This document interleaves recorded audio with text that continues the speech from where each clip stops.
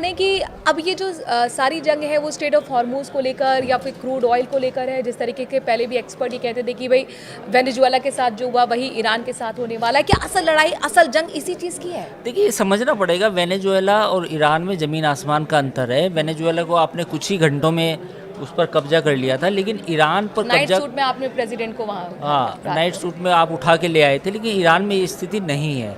Iran के पास 10 से 12 लाख की पैदल आर्मी है, यानी कि 12 लाख लोग उसके IRGC के हैं। तो अगर आप बूट्स ऑन द ग्राउंड भी करेंगे, अगर आप अपने सैनिकों को, US मरीन्स को आप ईरान के अंदर दाखिल भी करेंगे, एम्फीबियस मोड से भी जाएंगे, तो भी वहाँ 10 से 12 लाख जो IRGC के जो सैनिक हैं, जो सोल्जर्स हैं, आपको उनसे सामना करना पड़ेगा।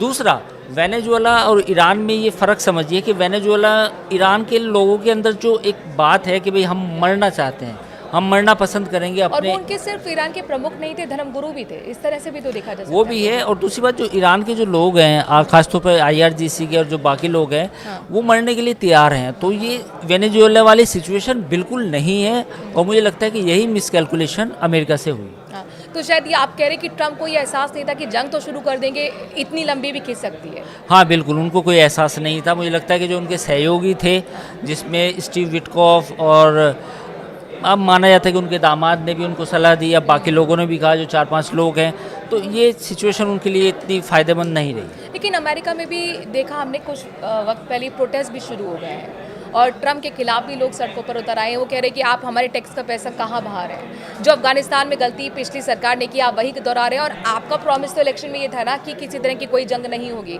हमारे सैनिक नहीं जाएंगे कहीं भी जान गंवाने के लिए। बिल्कुल मनु, बात तो यही थी, इलेक्शन का उनको यही वादा था कि डेमोक्रेट्स पूरी दुनिया में जंग करते हैं, रिपब्लिकन्स जंग नहीं करते, ये उन्होंने दावा किया था। और उन्होंने कहा था कि जब मैं प्रेसिडेंट बनूंगा तो इस तरह की जो दिक्कतें हैं नहीं आएंगी। लेकिन उनकी कहीं ना कहीं मिसकैलकुलेशन हुई और वो इस जंग में फंसते हुए नज़र आ रहे हैं। क्या ये माना जाए कि नेतन्याहू के जाल में वो फंस गए, जिस तरह से कई थ्योरी सामने आई थी कि इजराइल को तो बदला लेना था ईरान से, और उसमें ट्रम्प को धकेलने का काम कहीं ना कहीं नेतन्याहू ने किया है? नहीं, अमेरिका में अब इस बात पर बहस होने लगी है कि आप इजराइल का जो लॉबी है, जो इजराइल की लॉबी है, कहीं ना कहीं वो प्रभावित करती है अमेरिका के एडमिनिस्ट्रेशन को, खासतौर पर ट्रम्प एडमिनिस्ट्रेशन को। तो ये सवाल तो वहाँ पर उठने लगे हैं कि क्या आपने इजराइल की लड़ाई लड़ी, क्योंकि अमेरिका का तो वहाँ पर कुछ नहीं था। दूसरी बात ये भी है कि अगर अप्रूवल रेटिंग्स की बात करें डोनाल्ड ट्रंप की, तो वो भी घटकर 15% पर आ गई है, एक रिसेंट सर्वे में ये कहता है। तो पॉइंट ये है कि कहीं ना कहीं जो इजरायली लॉबी थी उसका असर तो कहीं ना कहीं एडमिनिस्ट्रेशन पे था, और ये अब इस तरह के आरोप और चर्चा होने लगी है। तो ट्रम्प के नज़दीकी भी हैं, उन्होंने भी पॉडकास्ट में ये बात कहीं ना कहीं कही थी कि नेतन्याहू के जाल में कहीं ना कहीं ट्रम्प फंस गए हैं, और ये जो स्थिति है वो अमेरिका के लिए सही नहीं है, इकोनॉमिकली भी सही नहीं है। टैरिफ वॉर हमने देखा, उसकी वजह से लोग वहाँ के नाराज़ थे, व्यापारी वहाँ पर नाराज़ थे, और अभी एक युद्ध जो कि कहते हैं अनावश्यक तरीके का ये युद्ध था, जिसकी ज़रूरत अमेरिका को कहीं से नहीं दिखती है, वो अब यहाँ पर ट्रम्प लेकर आए हैं। लेकिन आगे अब जो हुआ वो दिख रहा है, मौजूदा हालात से हम लोग सभी वाकिफ़ हैं। 18 दिन बीत चुके हैं, जंग खत्म नहीं हो रही है, बल्कि अब ये और भी विनाशकारी और भयानक दौर पे पहुंच गई है।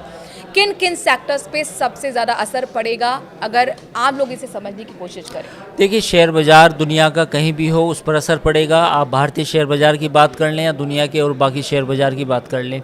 दूसरा, एनर्जी प्राइसेस बढ़ने का असर, कच्चे तेल का इस्तेमाल पेट्रोकेमिकल्स में और बाकी जो और केमिकल इंडस्ट्री उसमें भी होता है, तो वहाँ भी एक असर देखने को मिलेगा। और तीसरी बात ये है कि रिफाइनरीज़ को अगर नष्ट किया जाता है और अगर उनमें ज़्यादा डैमेज होता है तो उसमें 3 से 4 साल और 5 साल और मैक्सिमम 10 साल तक लगते हैं। तो ये जो इंडस्ट्री इंस्टॉलेशंस है जहाँ पर अटैक हो रहे हैं एक दूसरे के, इनको वापस खड़ा करना उतना शॉर्ट टर्म इफेक्ट नहीं है, लॉन्ग टर्म इफेक्ट, ये लॉन्ग टर्म इफेक्ट है। और आप ये चीज़ को वेरीफाई भी कर सकते हैं कि एक रिफाइनरी को खड़ा करने में कितना वक्त लगता है। एक रिफाइनरी में अगर माइनर डैमेज हो तो 1 से 2 साल लगते हैं, थोड़ा सा और उससे ज़्यादा डैमेज हो तो 5 साल लगते हैं, और अगर रिफाइनरी पूरी तरह बर्बाद कर दी जाए, चाहे वो LNG की हो या क्रूड की हो या ऑयल की हो, तो उसको 10 साल लगते हैं। तो ये चीज़ें इतनी आसान नहीं है जितनी आसान समझी जा रही है। चीज़ों को नष्ट करना बहुत आसान है, लोगों को ये समझना कि ईरान में अटैक हो रहा है, हमें कोई दिक्कत नहीं है, तो ऐसा नहीं है। जहाँ जहाँ अटैक होता है उसका असर, अब पूरी दुनिया ग्लोबलाइज्ड है, जो भी गल्फ कंट्रीज़ में गैस पैदा होती है, तेल पैदा होता है, वो पूरी दुनिया इस्तेमाल करती सोना है। आता है इनफैक्ट हमारे यहाँ।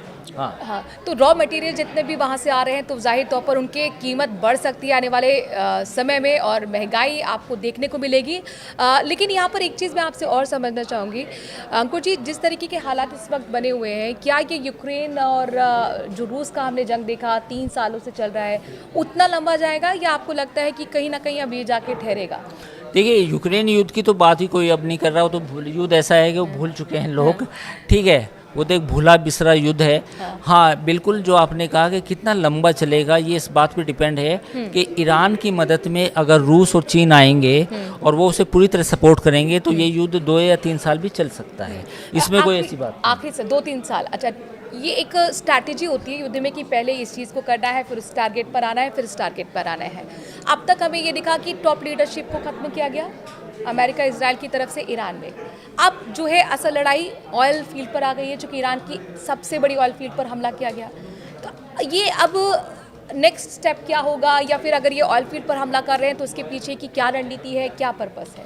मुझे लगता है कि इसमें एक ब्रेक थ्रू आ सकता है, क्योंकि अगर गल्फ कंट्रीज़ की आज मीटिंग है जीसीसी की, तो जीसीसी की मीटिंग के बाद उन्होंने ईरान से कहा है कि आप अपने हमले ना करें वरना हमें भी कड़ा जवाब देना पड़ेगा। We have right to retaliate. तो रिटेलिएट कर सकते हैं? हाँ कर सकते हैं, लेकिन मुझे लगता है कि अगर जीसीसी अमेरिका को या इजराइल को समझाएं कि आप इस लड़ाई को आगे लंबा ना खींचें, साथ ही ईरान भी इस बात पे राजी हो, तो एक ब्रेक थ्रू आ सकता है। लेकिन मुझे लगता है कि ईरान अभी इसको 5-7 दिन या 1-2 हफ्ते और खींचना चाहता है, ज़्यादा डैमेज देना चाहता है। और ईरान की तरफ से जो बयान आ रहे हैं उसमें साफ तौर पे कहा गया है कि हम इस बार सबक सिखाना चाहते हैं। सबक इन द सेंस कि ये जो थ्रेट है अमेरिका इजराइल की गल्फ रीजन में, हम इसको परमानेंटली ख़त्म करना चाहते हैं। तो मुझे लगता है कि अभी ईरान 1-2 हफ्ते की जंग के मूड में अभी और है। और आप देखिए, पिछली अगर जून की हम बात करते हैं 2025 की, तो वो ईरान और सिर्फ इजराइल की लड़ाई थी, तब उसमें अमेरिका नहीं कूदा था, वो भी 12 दिन तक चली थी। वो भी 12 दिन तक चली थी। हालांकि उसमें बाद में ऐसा लग रहा था कि ईरान की तरफ से भी एक गेस्चर दिया गया कि हम भी जंग नहीं चाहते। उस समय इजराइल और अमेरिका ने भी कहा कि हमारे ऑब्जेक्टिव पूरे हो गए, हमने न्यूक्लियर प्लांट्स पे अटैक कर दिया, बात ख़त्म होगी। इस बार ऑब्जेक्टिव क्लियर नहीं है। इस बार जो है ईरान भी मूड में है कि भाई हम रोज़ रोज़ हर साल ये थ्रेट नहीं सहन करेंगे। इंतकाम है। हाँ, तो और दूसरा क्या है कि इस बार जो उनके जो टॉप लीडरशिप है, जो खामनेई थे, आयतुल्ला खामनेई, उनकी मौत और फिर जो उनके बाद जो बाकी जो लीडर्स जो जिनकी मौत हुई है, तो मुझे लगता है कि ईरान में इस बार पिछले साल के मुकाबले ज़्यादा गुस्सा है।